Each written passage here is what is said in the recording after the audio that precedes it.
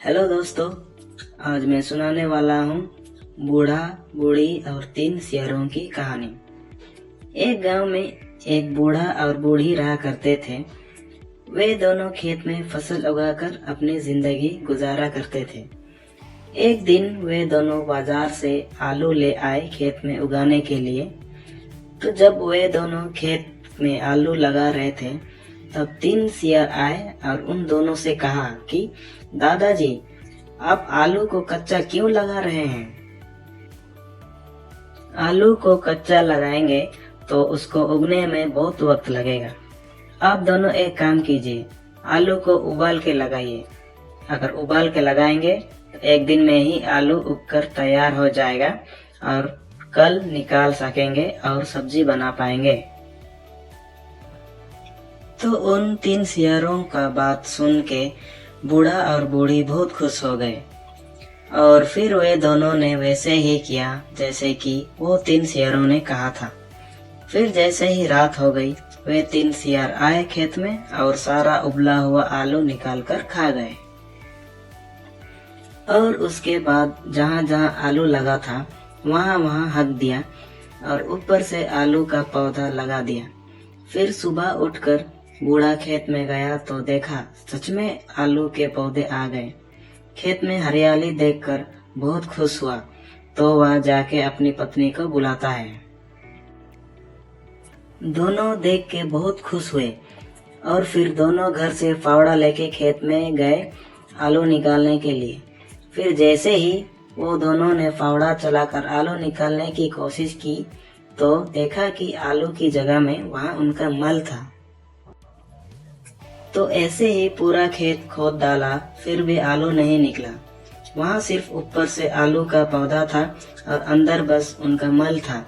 यह सब देखकर वे दोनों बहुत दुखी हो गए और पछताने लगे कि क्यों उन 3 शेरों की बात सुनी।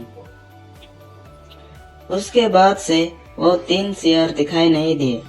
बूढ़ा और बूढ़ी ने उन 3 शेरों को सबक सिखाने का निर्णय लिया। एक दिन बूढ़ी ने बूढ़ा से कहा कि उन 3 शेरों को खाने पे बुलाएंगे और उनका खाने पे ढेर सारा मिर्च डाल देंगे। फिर बूढ़ा जाता है उनको ढूंढने और मिल जाते हैं।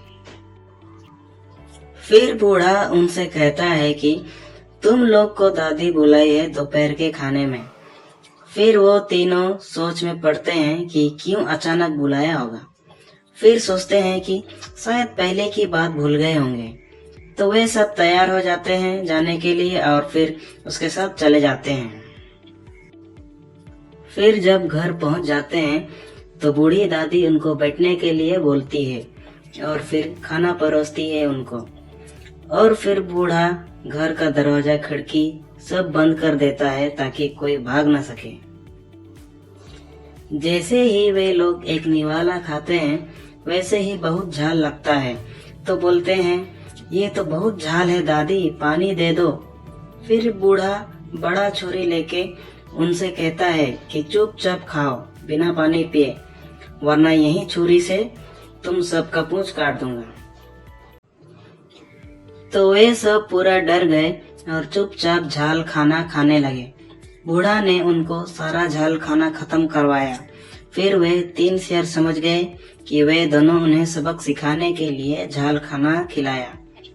फिर बूढ़ा ने जैसे ही दरवाजा खोला, वे लोग वैसे ही पूरी तेजी से भाग गए नदी के ओर। और फिर तीनों नदी पे कूद पड़े और पानी पीने लगे। खाना इतना झाल था कि उनको 2 दिन तक पेट दर्द किया। और उसके बाद से वो तीनों दोबारा बूढ़ा बूढ़ी के घर के तरफ मुंह उठा के भी नहीं देखते हैं। फिर बूढ़ा बूढ़ी अच्छे से फसल उगाकर जिंदगी बिताने लगे।